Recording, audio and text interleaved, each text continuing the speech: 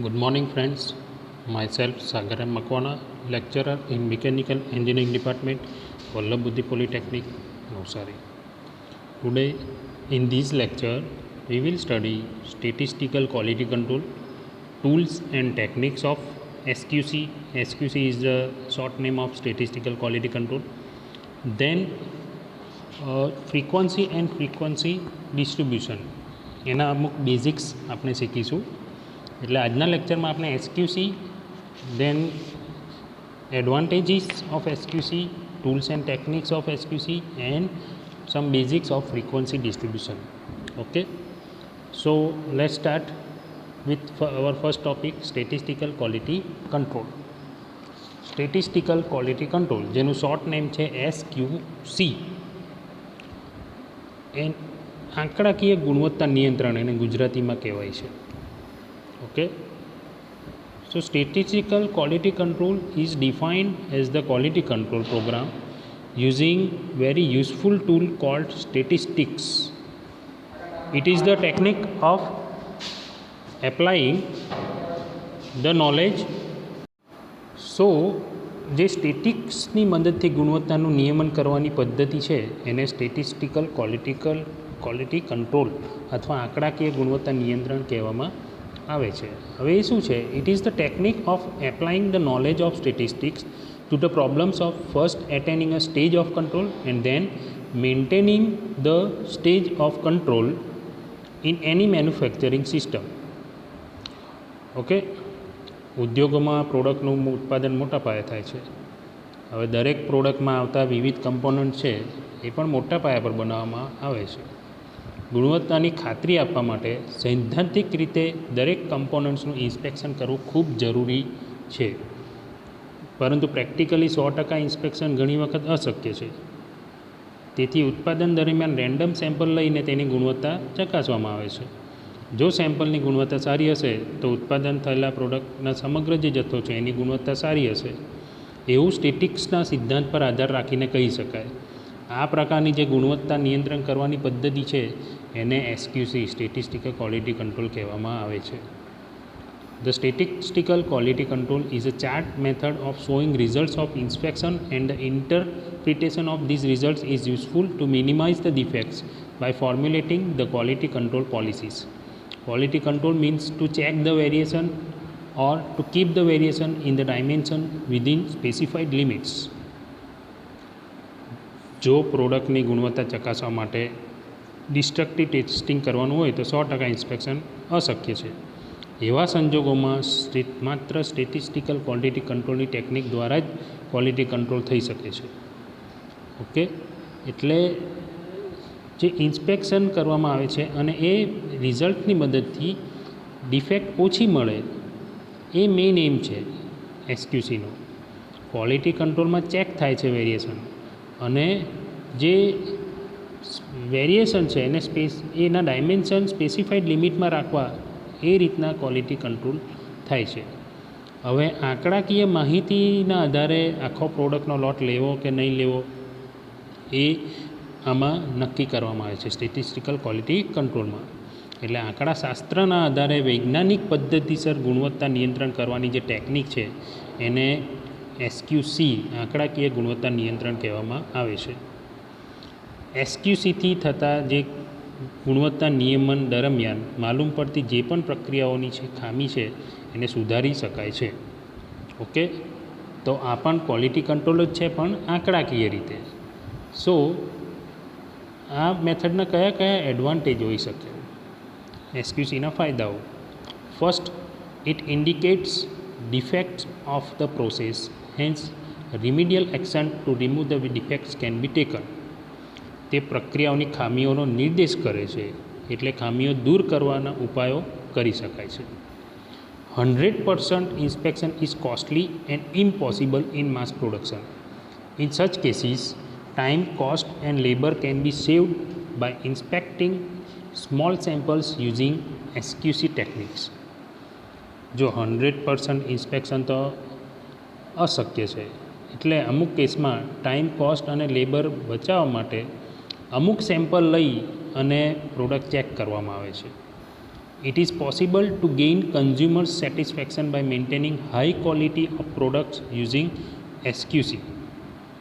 Okay, કસ્ટમરના satisfaction માટે high quality product બનાવી અને કસ્ટમરને સેટિસ્ફેક્શન મળે એ રીતના પ્રયત્ન કરવામાં આવે છે એસક્યુસીમાં. ઇટ અને વિશ્વાસ પણ સંપાદન કરી શકાય છે કસ્ટમરનો, ગ્રાહકોનો, કારણ કે ઉચ્ચ ગુણવત્તા જળવાઈ રહી છે. It helps in maintaining specification of the manufactured parts. જે મેન્યુફેક્ચર્ડ પ્રોડક્ટ છે, ઉત્પાદિત પ્રોડક્ટ છે, એના સ્પેસિફિકેશન ઉચ્ચ ધોરણો જાળવવામાં પણ મદદરૂપ થાય છે. It helps in deciding the capacity of machine and process.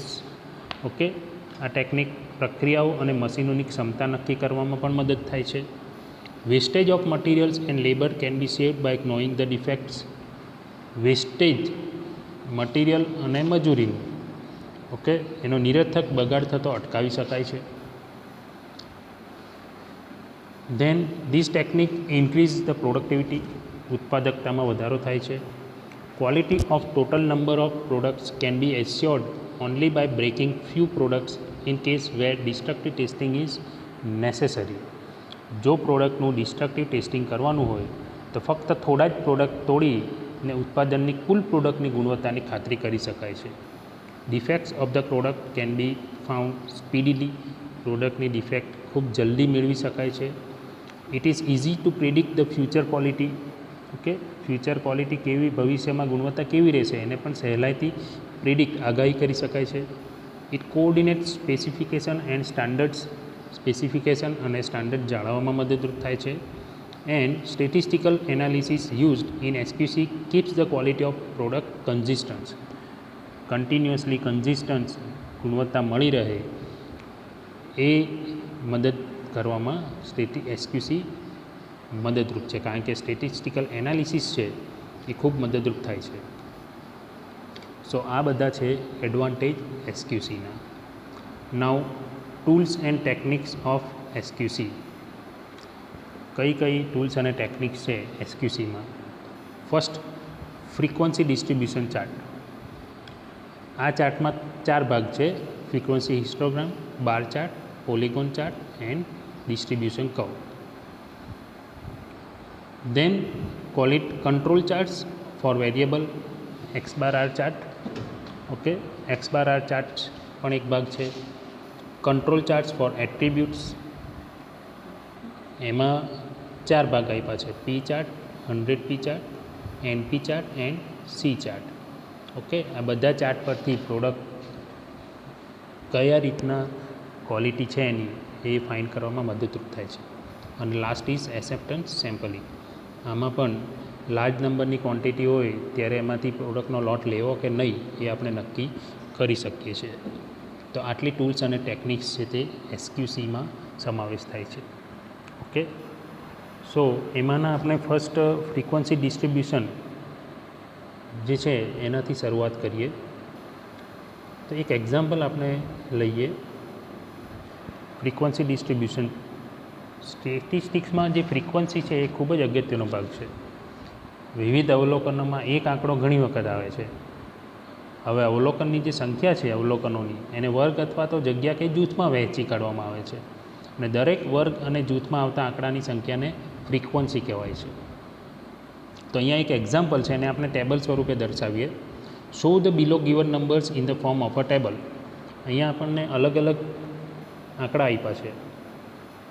આ બધા નંબરને ટેબલના ફોર્મમાં ગોઠવીને આપણે એની ફ્રીક્વન્સી મેઝર કરીએ. જો આ બધા જે આંકડા છે એને ટેબલના ફોર્મમાં અહીંયા કઈ રીતના બતાવવા, જે આંકડા આપવામાં આવ્યા છે આપણને એને અવર્ગીકૃત માહિતી કહેવાય. હવે આ માહિતીનું ટેબલ બનાવવાની ક્રિયાને ફ્રીક્વન્સી ડિસ્ટ્રીબ્યુશન કહેવાય છે, જે આ પ્રમાણે કરી શકાય છે. આપણે અલગ અલગ ક્લાસ બનાવી દીધા. જુઓ અહીંયા 31થી 40, ત્યારબાદ 41થી 50ના આંકડા છે, 51થી 60 છે, 61થી 70, 71થી 80 ને 81થી 90, એમાં આપણે અલગ અલગ ભાગ પાડી દીધા. હવે આપણને જે આંકડા આપ્યા છે આમાં પહેલું જે 31થી 40 છે એ કેટલા છે અંદર આપણે જોઈએ. જો આ 37 છે 1, ત્યારબાદ વારાફરતી જોતા જઈએ તો આ 39 2 એટલે 31થી 40માં આપણને જોવા મળે છે કે 2 ડિજિટ આપ્યા છે. તો આપણે ટેલીમાં 1 ને 2 2 ડિજિટ અહીંયા બતાવ્યા છે. ત્યારબાદ 41થી 50થી એ સંખ્યા કેટલી છે આમાં અહીંયા આપણે જોઈશું તો આ 41 છે, 48 છે, ત્યારબાદ 47 છે, 3 જ છે. તો આપણે ટેબલમાં બતાવી દીધું છે અહીંયા કે 3 ટેલી છે 41થી 50ની. એ જ રીતના 51થી 60 છે એ કેટલી વાર છે એ આપણે ટેબલમાં જોઈએ તો 51થી 60માં આપણે જોઈ શકીએ કે પહેલું છે 58, 52, 56, 54, 51, 56, 58, 59 એટલે ટોટલ 8 વાર 51થી 60 છે.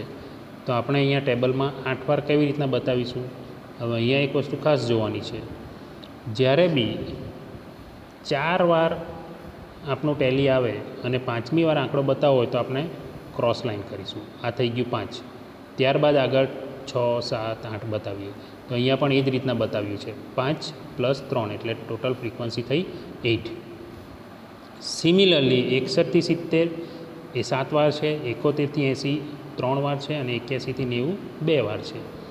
તો આ દરેક જે ડિજિટ છે એને ગણીને આપણે ટેલી કરી અને ફ્રીક્વન્સી બતાવી છે 2, 3, 8, 7, 3 ને 2. આ રીતના આપણે ડિસ્ટ્રીબ્યુટ કરી શકીએ રકમ પરથી, ડિજિટ પરથી. ઓકે, આ આપણો ફર્સ્ટ એક્ઝામ્પલ છે, ટેબલ સ્વરૂપમાં લાવ્યું આપણે. એ જ રીતના એક બીજો પણ એક્ઝામ્પલ આપેલ છે જ્યાં show the below given numbers in the form of a table. આપણને નંબર આપ્યા છે અને કીધું છે કે ટેબલના ફોર્મમાં બતાવો. તો અહીંયા આપણને આંકડા દેખાય છે કંઈક 15, 17, 16, 17, 18, 20 આ રીતના બધું 15થી 20ની વચ્ચે આપણને નંબર દેખાય છે. તો આપણે શું કર્યું? ટેબલના ફોર્મમાં બતાવવા માટે નંબર્સ લખી દીધા 15, 16, 17, 18, 19 ને 20. એ કેટલી વાર છે એ ગણીએ તો 15 જે આંકડો છે એ 1, 2, 3, 4 અને 5 5 વાર છે.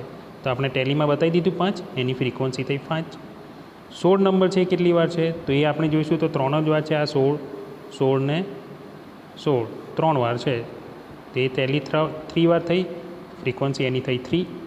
એ જ રીતના 17 નંબર છે 9 વાર છે, 18 નંબર 3 વાર છે, 19 નંબર 2 વાર છે અને 20 નંબર 3 વાર છે. તો આપણે અહીંયા ટેલીમાં ગણી અને ફ્રીક્વન્સી દરેકની બતાવી દીધી. તો આ રીતના આપણે જે નંબર આપ્યા છે એને ટેબલના ફોર્મમાં ડિસ્ટ્રીબ્યુટ કરી શકીએ. This is frequency distribution. ખ્યાલ આવે છે? એક વસ્તુ ખાસ યાદ રાખવાની કે જ્યારે 4 વાર કોઈ નંબર હોય અને 5મી વાર આપણે ટેલીમાં બતાવવું હોય તો આ ક્રોસ કરીશું, એટલે આ 5 કહેવાશે. જો છઠ્ઠું હોય તો આગળ 1 એટલે 6, 7 હોય તો આગળ 2 એટલે 7, 8, 9, 10. 10મું બતાવવા માટે આ રીતના નહીં, પણ 6, 7, 8, 9 ને આ 10. ખ્યાલ આવે છે? એટલે 5 વાર જ્યારે પણ ટેલી બતાવી હોય તો 4 વાર ઊભી લાઈન ને 5મી આડી. આ 6, 7, 8, 9 પાછું 10 થાય તો આ ક્રોસ, 11 હોય તો પાછું 1થી ચાલુ કરો. ખ્યાલ આવે છે? આ રીતના આપણે ટેલી શીટમાં બતાવી શકીએ. તો આ છે ફ્રીક્વન્સી ડિસ્ટ્રીબ્યુશન ટેબલના ફોર્મમાં લાવવા માટે. સો આજના ટૉપિકમાં આપણે એસક્યુસી શીખ્યા, એના એડવાન્ટેજ, એની ટૂલ્સ ને ટેકનિક્સ કઈ કઈ છે અને એમાં ફ્રીક્વન્સી ડિસ્ટ્રીબ્યુશનમાં ટેબલના ફોર્મમાં કેવી રીતના લાવી શકાય આપણે ડિજિટને, એટલા ટૉપિક આપણે આજે શીખ્યા છે.